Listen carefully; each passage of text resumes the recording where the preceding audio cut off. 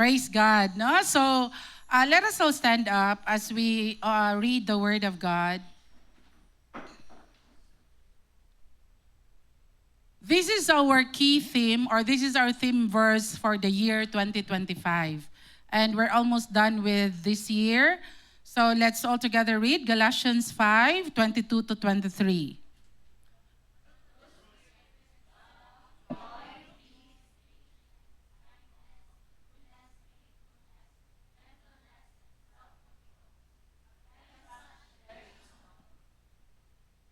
Holy Spirit, we thank you tungod kay ikaw ang among teacher, and today we are excited to receive from you. Among pagampo Ginoo nga ang among Sunday service will not just be for attendance, but this is a time for learning, for transformation of the mind and the heart, and that mugawas mi ani nga lugar Ginoo nga naay na usab sa among pagsabot sa imong pulong. We just commit unto you this time in Jesus' name. Amen.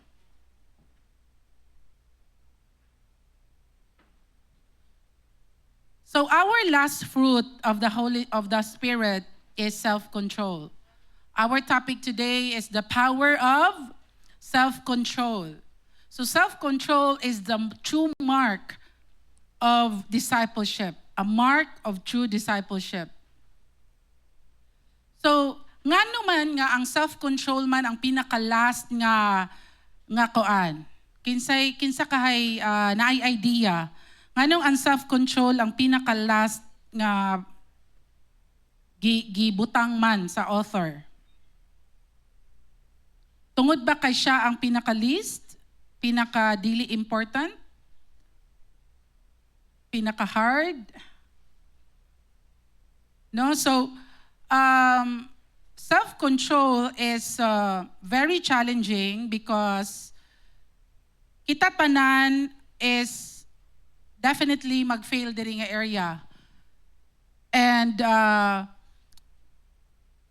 dili siya tungod kay pinaka-least, mong pinaka-last siya, but rather, ang pinakauna nga fruit of the Spirit is unsa man. Naa sa tong key verse. Ato atong verse ate. No, ang pinakauna is love because ang gugma is the beginning of everything. Once you learn to love God, to love others, the same sa paghigugma nimo sa imong self, that's the start of all of it. Gugma gyud ang pinaka-foundation. Unya, ang pinaka-in-between ana is joy, peace, patience, goodness. No, this kanang fruit of the Holy Spirit is in between, and self-control is the boundary that protects it. Self-control is the boundary that protects every fruit of the Holy Spirit. Without self-control, tanan igsuon mawagtang. Ang self-control siya ang because love is the start of it, but self-control keeps it fruitful. Makapadayon kag pamunga kay naa kay self-control. Pag walay self-control, probably namunga ka karon and then later on, na-backslide na ka. Probably for a season, nag-serve ka ni Lord. Probably for a season, nagpagamit ka ni Lord. But because wala kay self-control, tanan, mawala sa imoa. You've heard of pastors who really naagdag ko kay nga ministry. Like they have thousands of membership. Because of one walay self-control, one moment na give in sila with sin, nakapangabit, for example, or nangawat og kwarta, for example, what happened? Tanan nga ilang gihaguan, wagtang, zero. There are many churches, even nahimo siyang ground zero.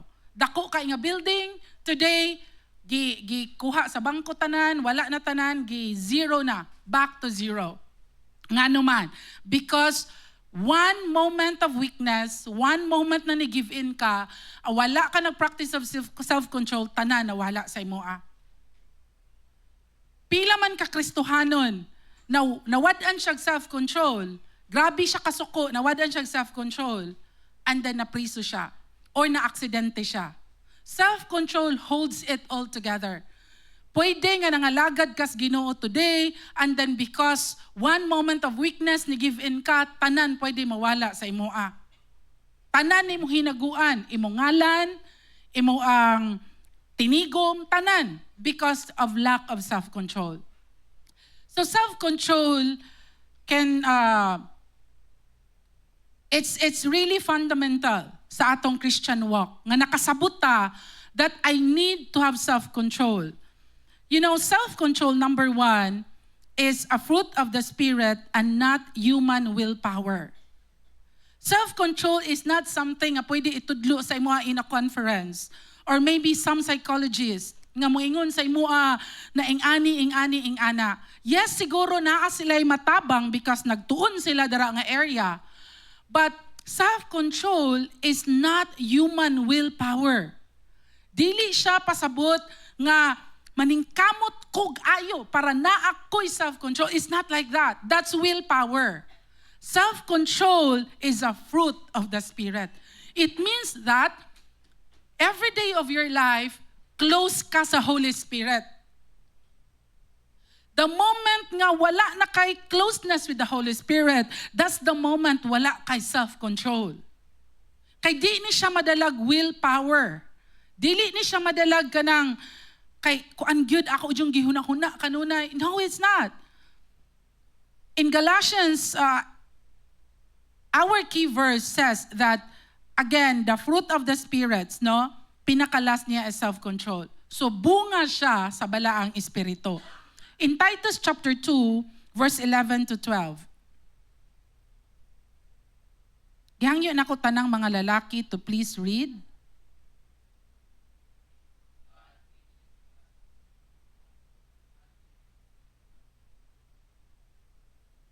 Kanus ka pwede makasay no? Or nganong makasay no ka? Because it's the grace of God. Apart from the grace of God, the moment nga malimot ka nga anak day ka Ginoo, dili ka anak og yawa. Kinsa sa inyo ang nag-celebrate og Halloween? O nakijam ka sa Halloween gahapon. Pangyawa man na. Ang na imong tapad, anak ka sa Ginoo or anak kag yawa. kana bitang pangyawa niya, lingaw kay ka, mag-costume or unsay tawag gani? Kanang mo join ka ba? No, it's not. No, kanang grabe na tong house cleansing. Nya inig November 1, mag-invite kag yawa sa imong balay, sinina pa kag murag yawa, mag-make up pa kag murag yawa. What's the purpose of house cleansing? You're inviting the devil in your home. No, it's not. Now, my children growing up never joined any trick or treat. Never. And they would like, ma, sa among classmates, maingani-ngani. No. Do not participate, anak. Nga, cute man na siya, especially sa mga bata, no? Nya, Pastor Angel man akong gipasulob sa akong anak. No, the fact nga treat or trick na siya and you're doing it, no, it's just not how we do things as Christians. And sometimes we think na, ay, kuan raman na, for fun. No, so it's really very subtle works of the enemy that could get into your life. It's not just for fun. The grace of God teaches us to say no. So kung dili naka-close sa Holy Spirit, mao nang ang sala dili nakamadutlan. Ngano man nga di naman ka makonsensya mo buhat og sala because naay naguba. Ang naguba is your closeness with the Holy Spirit. Wala naguba imong sonship. Wala naguba imong pagkaanak. Because ang imong pagkaanak, walay sala nga kaya nimo buhaton nga pwede mo guba ana.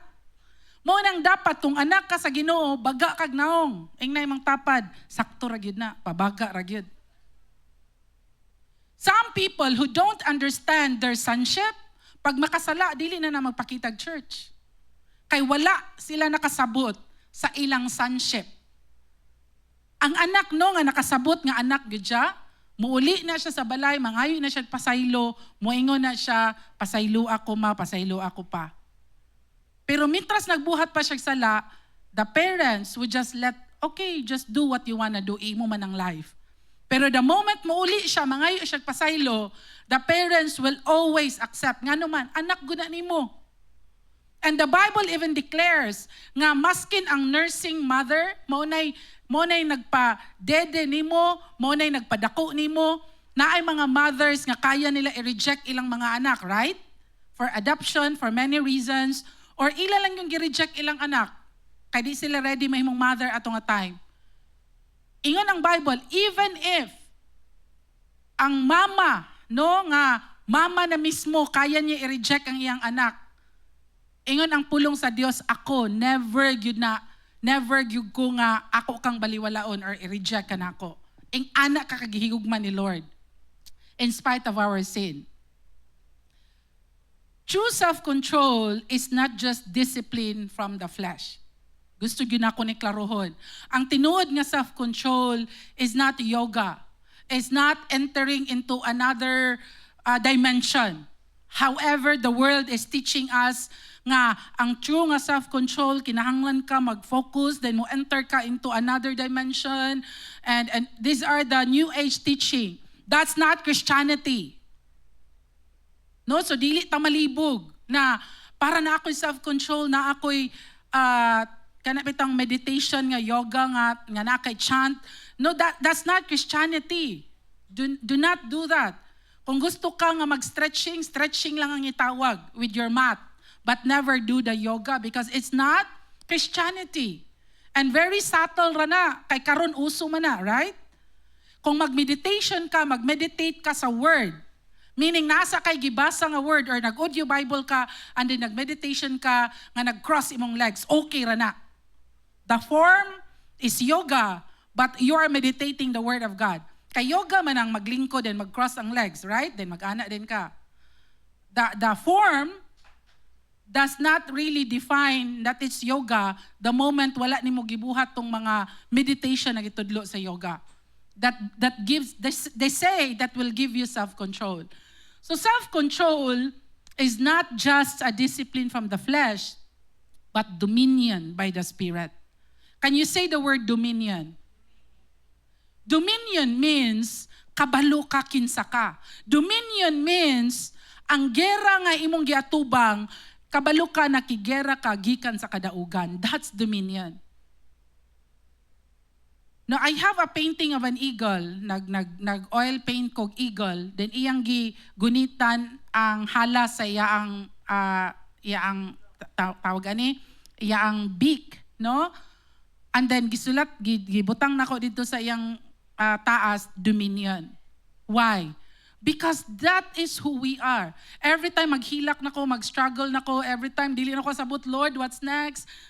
I would look at my painting and would read the word dominion and I would say, this fight, I should fight it in prayer, not with emotions, not with logic, but by prayer and by faith.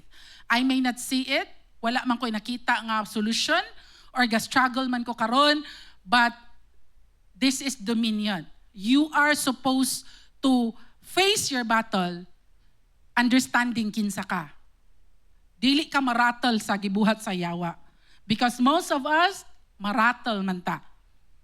And dominion is something that you understand, no nga, kanang only the Spirit of God can transform your heart. Nganong naa kay self-control because nakasabot ka nga dili ni siya by willpower lang, but your God is able. Your God is able by His grace nga makasay no ka sa temptation this time.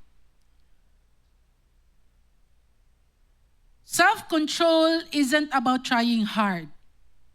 Kana bitang ingnon ka nga, you try harder. Bisag unsa pa ka paningkamot nimo sa imong kaugalingon, you will always go back to the trap. Because self-control isn't about trying harder. It's about yielding deeper.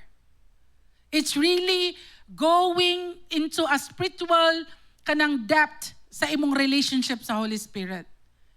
Self-control is a fruit, meaning, para naa kay self-control, para makasay no ka sa sala, makasay no ka sa trap sa kaaway, we need to yield deeper. And go back to basic, kung sa may pinaka-basic, your prayer life, your devotional life, your D group, your Sunday. That's the 4 basic. Kung mangutana ka, unsay ginabuhat nimo as a Christian, do the 4 basic thing. Your Sunday is non-negotiable. Your D group is non-negotiable. Your prayer life is non-negotiable. Your devotional life is non-negotiable. If you do that, you are yielding deeper. And the result will be self-control. Second, self-control is a sign of true discipleship. In Luke chapter 9, verse 23, gihangyo na ako tanang mga babae to please read.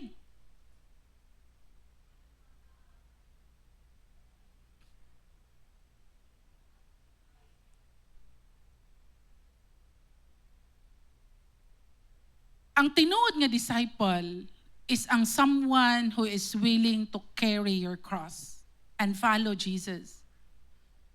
Following Jesus would always cost us everything. And you know, once you decide na Lord, unsa may mga cross na ko karon? Individually lain-lain tag cross.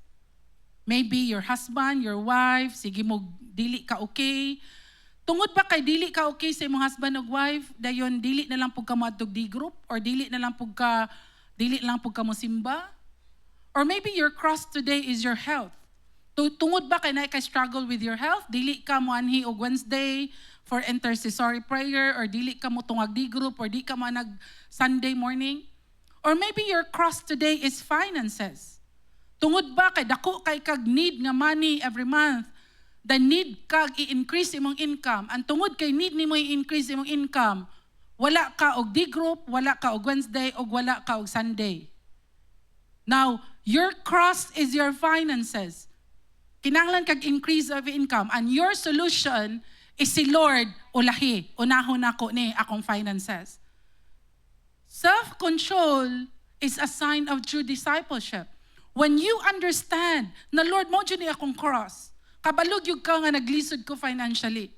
You know, my cross as a pastor today is when I ask my children, anak, kanang pumatigulang na si mama no, mga 55, I wanna retire early, siguro 55 or siguro let us say 60, kanang naay magpastor ninyong tulo, ang tubag, ma, wala kay income ma.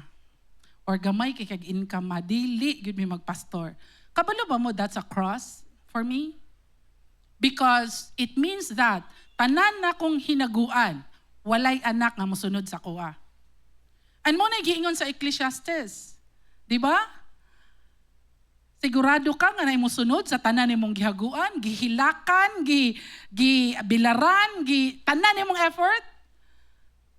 Daghan kay kag sacrifice, unya pagkahuman nya ang imong binlan ana, sure ka masaligan nimong binlan, di ba? Ingon ang Ecclesiastes. And sure ka na kay anak nga binlan? And that's my cross. Tungod ba kay nakita sa akong mga anak nga kung pastor ka, wala kay dako nga income, and they wanted or they choose to have better income sa ilaang mindset nga nindot gyud ang naa kay sakto nga income. And that's their choice. That is what they see sa ilang edad karon na high school na sila. Pero that's my cross. Muundang ba ko pagpamastor tungod kay ingon ako mga anak, ma, your choice. Once walay mo sunod nimo, it means that nakita nila that your choice is a poor choice. Because if pangutanon ako kung mga anak, they would say, I wanted to be a seaman like Papa because he earns much. Shane would say, I wanted to be like Tita Dale. I wanted to travel Europe for free. Di ba? The government will pay for you or your scholarship will pay for you. The university will pay for you. So he wanted research. He wanted to travel for free. And he wanted it young. Bata-bata pa siya. And so that's what they see. Kung kinsa ang ilang influence sa ilang environment. But that's a cross for me. Because they don't want to choose the path that I chose. But praise God, kay na ako'y manghod, si Pastor Keith, nga niingon, I am willing to be a full-time pastor and willing ko na bahalag dili dako og income basta kay I am following my call and the Lord will provide and the Lord will meet our needs among family and also with Kitin. That's something, Lord, I carry this cross but thank you nga napoy willing mo carry sa cross in our line. And unsay cross nga mong gi-carry today? Makapahunong ba na nimo sa pag-serve ni Lord? Kung magka-problema baka, kung grabe ba kay ang uyog, moingon baka, Lord, dili nako?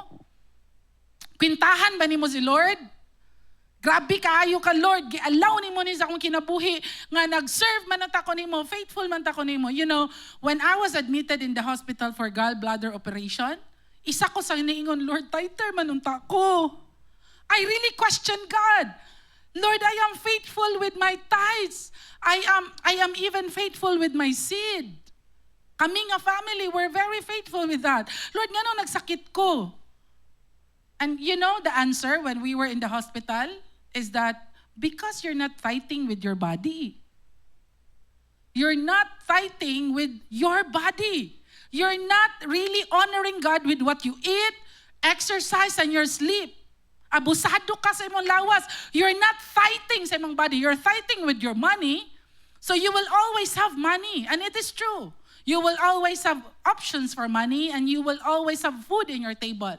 But because I am not fighting with my body, I am not giving time to, even today, I have to repent.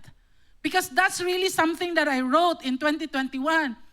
I will fight with my body. Meaning 10% of my time, dapat na ako'y time mag-exercise, mukaon sa sakto, matulog sa sakto.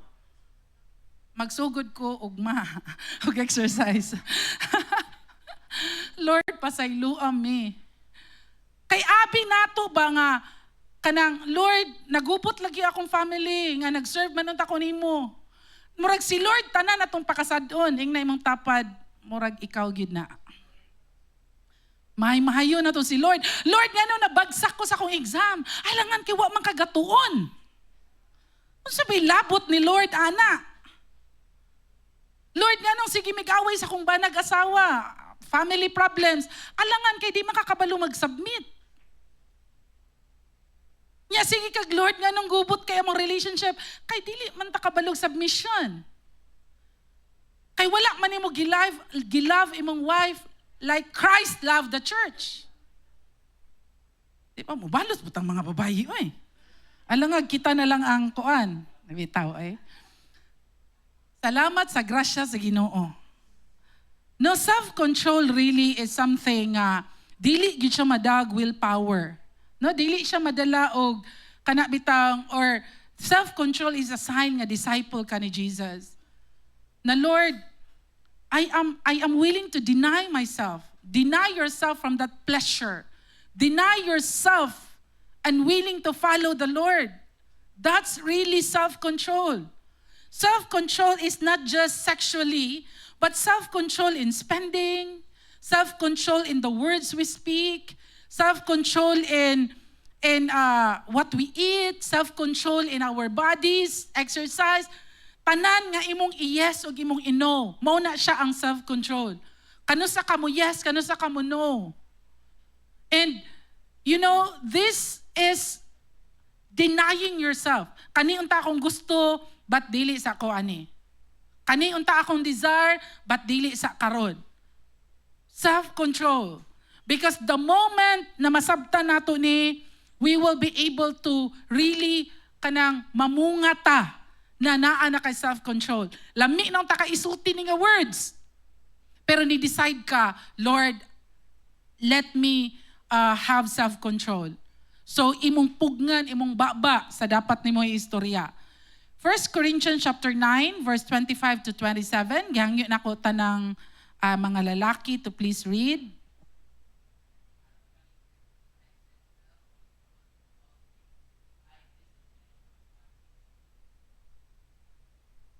Kisay mga athlete derive, athlete. Mga athlete, no? Wa man jud ko ni agig athlete oy. Ako mga anak mangutana, unsay sports nimo mama? Wala gyud nak. Wala jud ko sports. Kabalo ko madulag badminton pero dula-dula ra gyud. Kung parisan kog pro wa gyud, sige ra jud kog punit. So I thought badminton but dili ni dula bitaw kog pro gyud, wala sige ra jud kog punit. Ani di ang sakto nga badminton. No, so what gyud ay ko sports. And athletes exercise self-control in some Some things? All things. You know, athletes are champions, especially the good ones. They win every game because they exercise self-control. Tayo sila mumata, mag-training sila every day, maskin layo pa kay ang game. Walay someone nga mahimong champion nga wala na niya gi-practice ang self-control. The Bible says that I discipline my body and keep it under control. We have to understand nga ang kaaway gahulat ra siya og one moment of your weakness nga put your guard down para gubaon ka niya. Siguro gibuild ka sa Ginoo for years, naa ang grasya sa Ginoo, naa ang mercy sa Ginoo, naa gyud ang favor sa Ginoo, but when you let your guard down, that is when the enemy could just destroy everything nga imong gibuild. Because nalimot ka that you're an athlete. Nalimot ka that naaday ko'y goal. And as an athlete, our goal is to run the race, finish the race. Many of us cannot finish the race. Langit ka padulong, yes. But you're not able to finish the race. You stop in the middle. And there's no question kung mamatay ka langit ka padulong. I believe langit yung ka padulong. But finishing the race is different. Lahi ang tao nga mo finish a grace. Meaning ana, before siya mamatay, naa siya gibuild nga legacy. Naa something nga iyang nabuhat sa iyang lifetime. That is extraordinary. Because kung mabuhi ka aning kalibutana and that is just to work and eat and travel, that's not extraordinary and that's not legacy. That's normal. There is something different with someone who will build a name and something that you will do that nothing has done yet, or someone has done it pero you've done it as well. And that is really finishing well. Most people, for example, pipila sa ako ang mga masturya from friends from other churches. They were like serving the Lord when they were young, in college or high school. And then today, magkita mi, kumusta man ka, ana, they would say na, wala na, negosyo na ko karon. Gwapo man kay kagtingog, di ba? Worship leader mga kaniadto, kaniadto ratoy. Human na ko ana. Human na ko ana kanang mag-serve ni Lord, human na ko ana. And my heart would like, mahuman din ang pag-serve ni Lord. It's like, really? No, human na ko ana, and my heart really breaks. And that is someone nga na-backslida na. Human na siya. Nya iyang edad, ka-edad pa mi, 45. I'm done with serving the Lord. I am focused nga akong pamilya, masakto og madato mi. Because ang sakto unta is nagnegosyo ko para maka-fund ko sa ministry. This is my serving the Lord today. Because it is not bad nga magnegosyo ka, ma-promote ka, manarbaho ka. In fact, that is the will of God. Because without the funding nga kaya buhaton sa mga hari, dili katrabaho ang mga priest. In ministry, it is always a partnership with the priest and the kings. In my family, sa akong mga igsoon, I will always say that Keith and I are called priests, or JR as well, kaya nagpastor man siya karon. But Dale and Sam are kings in our family. Mao jud na akong gipasabot sa ilaa. Hari-anon. Ngano man, because the Lord will promote you, the Lord will bless you financially as a king, but the purpose for that blessing is dili para madato ka. Para ang kingdom sa Ginoo mo dako. It's not about madato ko. Because daghan kayong dato nga pamilya og mga anak nga nagka-problema og nagkalisod og naghikog. Because ang pagkadato igsoon dili siya mo'y ultimate na goal sa tao. Ang pinaka-ultimate sa goal sa tao is to serve your maker, your creator. If you're not serving God, then you don't have a solid purpose. Pag uyugon ka sa problema, moingon na ka nga, pwede ra ko magpakamatay. Nga naman, because dili lalum imong discipleship. I am a disciple of Jesus. Kung mamatay man ko para kang Jesus. Pag masabta na siya sa tawo, na kung mamatay ka, for me to live is Christ and to die is gain. Then mabuhi gyud ka nga naa kay purpose. Dili gyud ka mo give up sa kinabuhi. Kana mo'y atong goal sa atong mga pamilya. That they would love Jesus so much that they will not kill themselves just because daghan silang problema. Naa kay purpose anak, balik-balikon gyud nato na. Naa kay pwede mabuhat sa imong generation. Kanang imo ang kurso, kanang imong nahuman, kanang imong gusto i-build, that is for the glory of God. So Jesus can be glorified. Amen? So self-control is a sign of true discipleship. A disciple who will say, like Jesus, not my will, but yours be done. Not my will, but yours be done. Nganong mo give up man ta, nganong mo give in man ta sa temptation? Because we wanted it our will. Mauni ang makalipay nako. Mauni akong gusto. Mauni ang ako. Aha naman ang Ginoo ana sa picture. Wala, naana siya sa ubos. And that's why we yield to temptation or do a lot of things that is not according to the will of God. Ngano man? Because nawala naman ang your will be done, not mine. Your will be done, Lord, not mine. Dili naman ang kabubuton ni Lord, but kita naman, self-centered naman. Mauna nga mawala ang atong self-control. And third, self-control is a proof of spiritual authority. Proverbs 16:32, he who is slow to anger is better than the mighty, and he who rules his spirit than he who takes a city. In another version, ang tawo nga naay self-control can rule a city. Pero pag wala kay self-control, imong walls mahimo siyang masudlan tungod sa imong kasuko, tungod sa imo ang nagpadala ka sa imong gibati, then nabungkag ang imong walls and pwede ka i-destroy sa enemy. So self-control is a proof of spiritual authority. Ang real power is when you know how to rule yourself. Kung naamang kaya i-rule, is imo jung kaugalingon. Kaya nimo i-rule imong self. Dili ka mo sugot nga unsay imo ang gibati, magpauyon ka, unsay sitwasyon, magpauyon ka, unsay problema, magpadala ka, mubarog ka and rule yourself. That is self-control. And saying, this is who I am a child of God, I am a champion, I'm a winner, I'm an overcomer, I will not give up, na ay breakthrough nga coming. So kana authority na siya. Because ang tawo nga wala nakasabot sa iyang authority kung kinsa siya, kaya siya uyugon sa panghitabo. Pero kung nakasabot ka kung kinsa ka, that means you can rule yourself. Kaya nimo i-control imong kaugalingon and i-rule imong kaugalingon. Therefore, makabarug ka bisan unsay problema. So that is spiritual authority.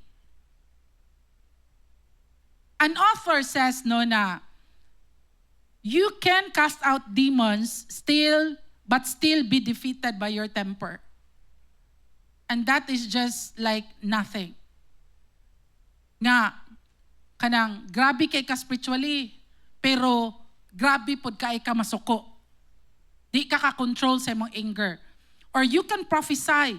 Grabe kay ka words of prophecy nga madawat ni Lord, pero imong tongue maka-break o kasing-kasing sa ubang tao. You cannot control your tongue.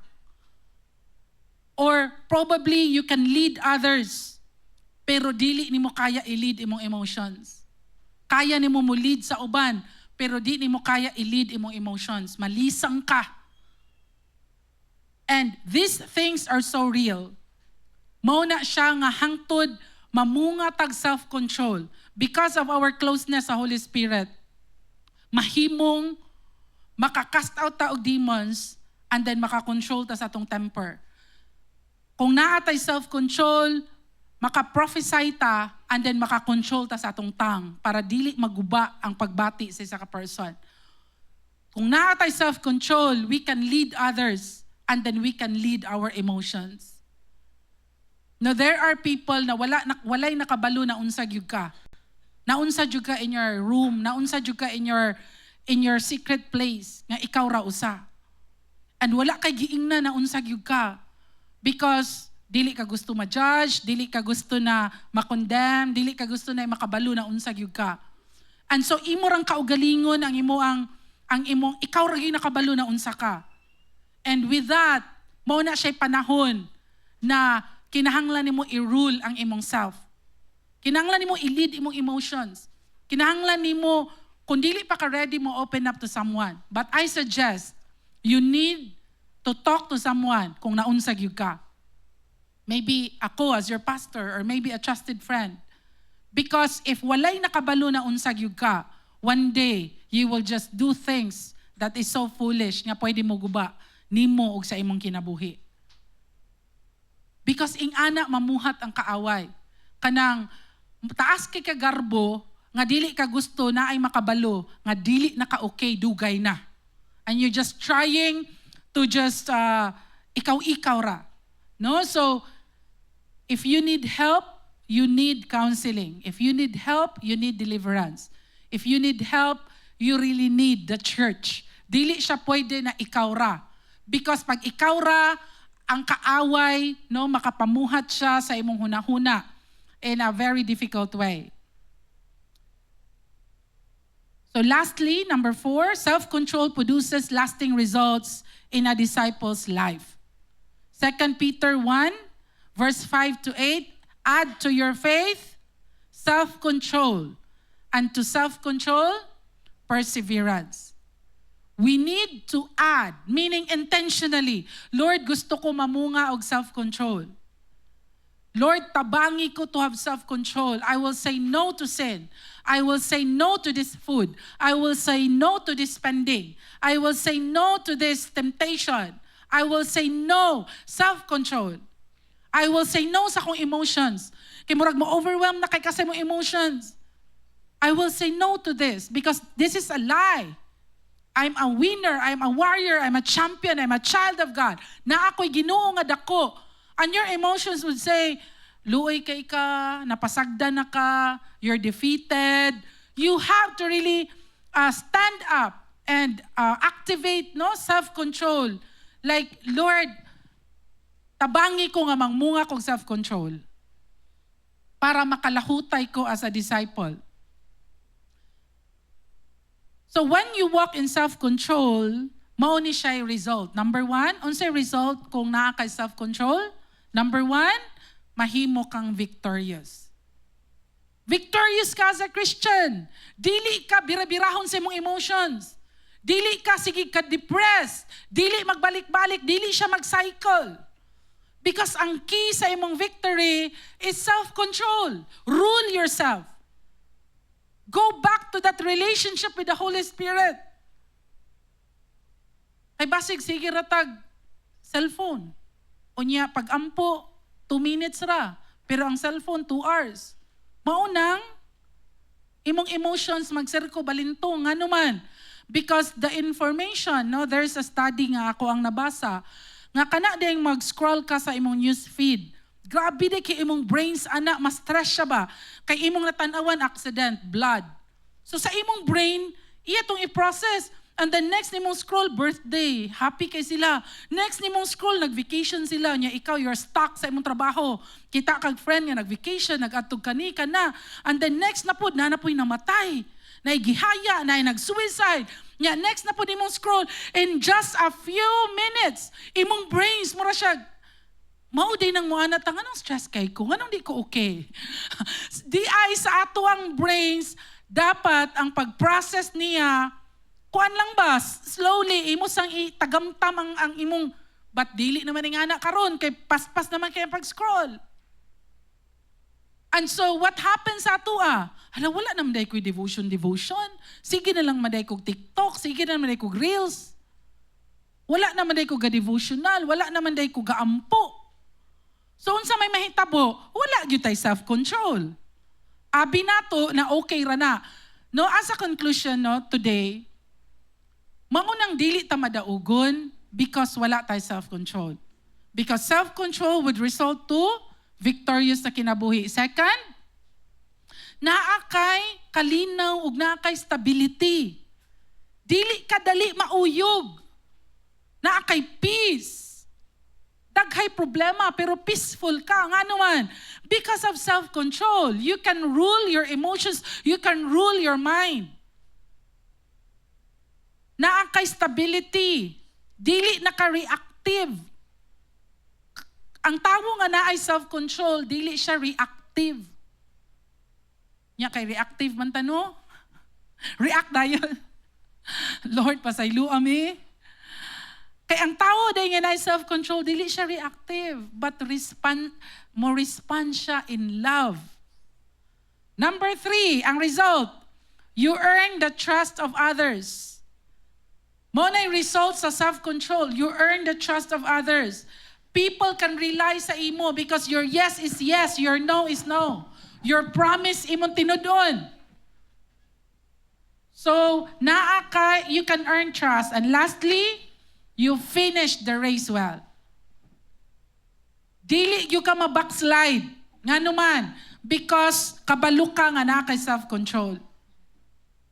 Ang maka-backslide sa tao igsoon, kana gyung pagbuhat ni mong sala, malimot ka kinsa ka, and then magpabilin ka dira. Kay ang sakto, pag magbuhat tag sala, mangita tag pag-agi nga makagawas tana nga sala. Recover, ask forgiveness, i-restore ka ni Lord. No, it's not the end kung nagbuhat kag sala. It's just the beginning nga imong ma-experience ang restoration power sa Ginoo. So these are our goals to be able to live a victorious Christian life, to walk in peace and stability, to earn the trust of others, and lastly, that we finish the race well. And self-control will hold it together.